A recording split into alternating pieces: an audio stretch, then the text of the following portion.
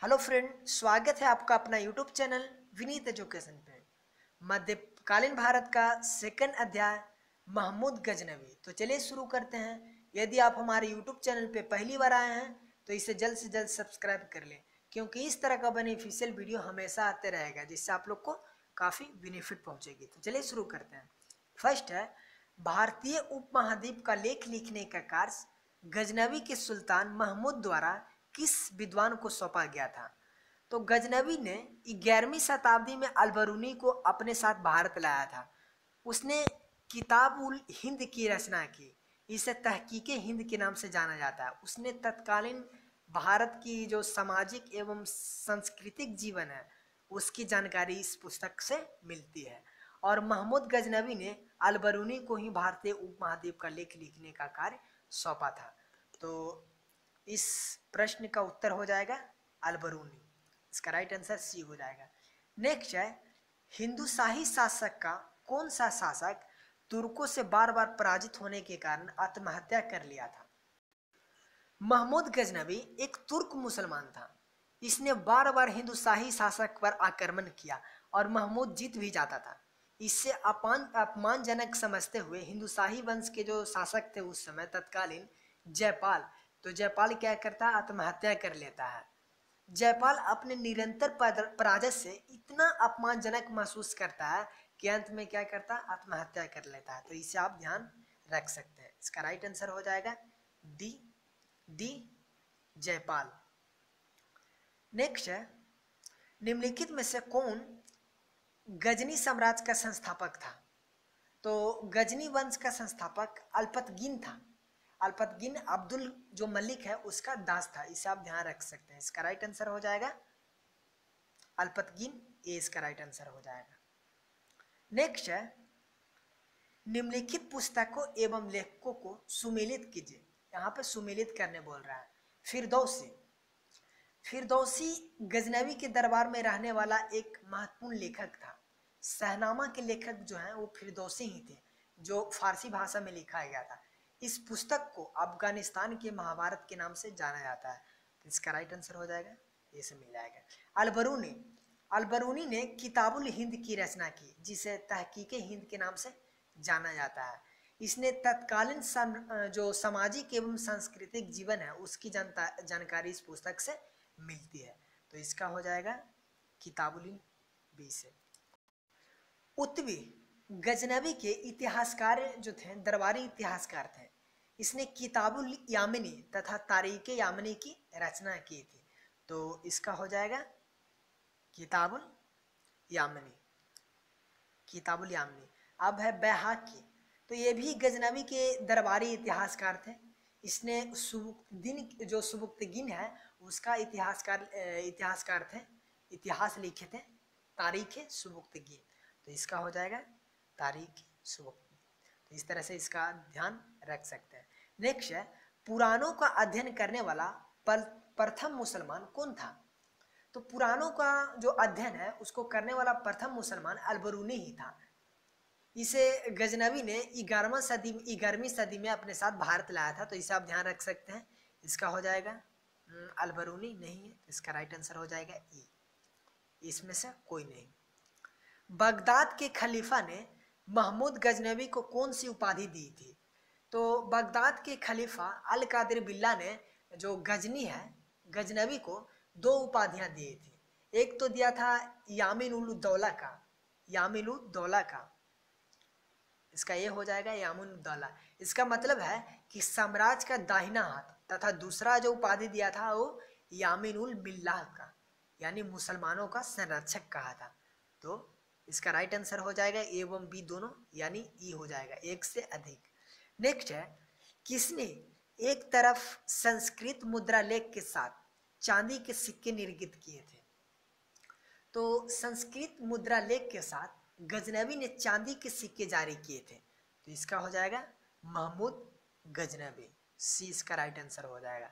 Next है, निम्न में से कौन चंदेल शासक महमूद गजनवी से पराजित नहीं हुआ था? तो महमूद गजनवी का चंदेलों पर प्रथम आक्रमण है वो 1019-20 ईस्वी में हुआ था। उस समय चंदेल वंश का शासक विद्याधर था। जो अपने वंश का सर्वाधिक शक्तिशाली शासक था।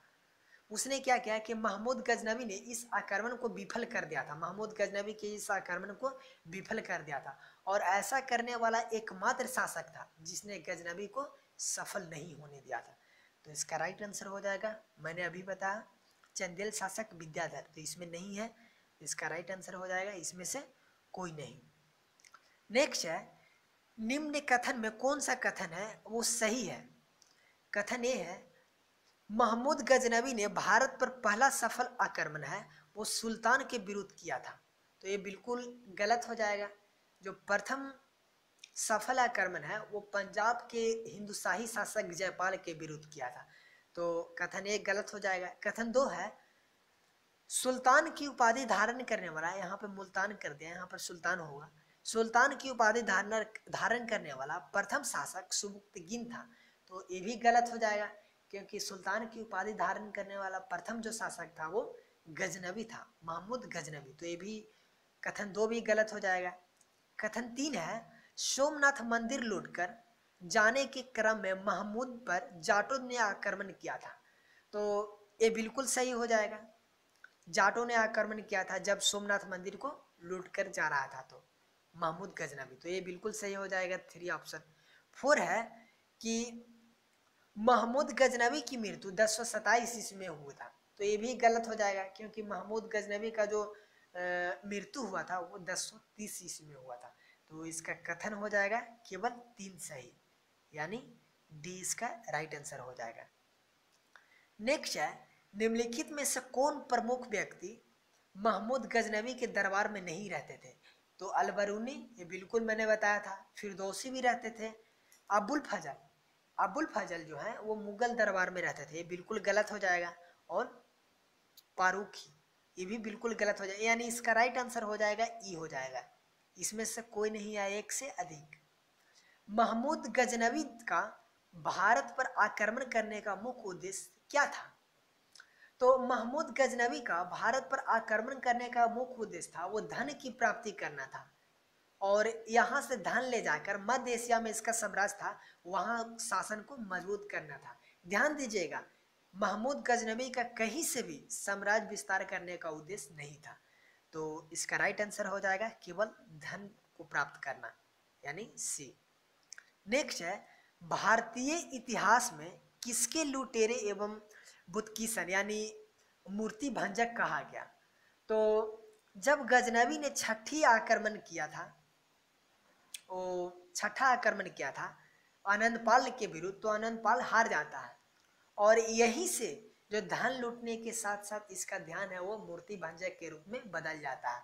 अर्थात अब वह मूर्ति को तोड़ने लगा था और जो हिंदू मंदिर है उसको अपने साथ ले जाता है और ऐसे कामों में यूज करता है जहाँ हिंदू परंपरा के अनुसार उपयुक्त नहीं था। तो आप इसे ध्यान रख सकते हैं।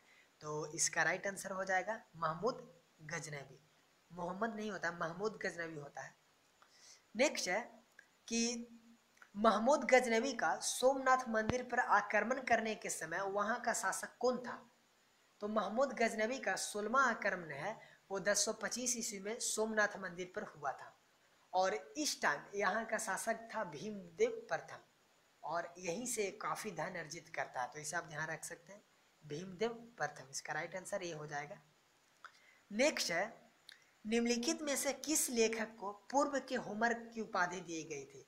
तो पूर्व का होमर के नाम से जाना जाता है वो फिरदौसी को जाना जाता है। इसका राइट आंसर हो जाएगा इतिहासकार फिरदौसी, 20 का राइट आंसर हो जाएगा। नेक्स्ट है, गजनी साम्राज्य को अन्य किस नाम से जाना जाता है। तो गजनी साम्राज्य को यामनी वंश के भी नाम से जाना जाता है। इसका राइट आंसर हो जाएगा, वो हो जाएगा डी यामनी वंश। इसे आप ध्यान रख सकते हैं। किस इतिहासकार के अनुसार महमूद गजनवी ने भारत पर 17 बार आक्रमण किया था। तो हेनरी इलियट है, सर हेनरी इलियट के अनुसार महमूद गजनवी है वो भारत पर लगभग 17 बार आक्रमण किया था। तो इसे आप ध्यान रख सकते हैं, सर हेनरी इलियट। नेक्स्ट है, महमूद ने भारत पर अंतिम आक्रमण किस वर्ष किया था। तो यह किया था किस वर्ष, 1027 ईस्वी में लास्ट आक्रमण किया था।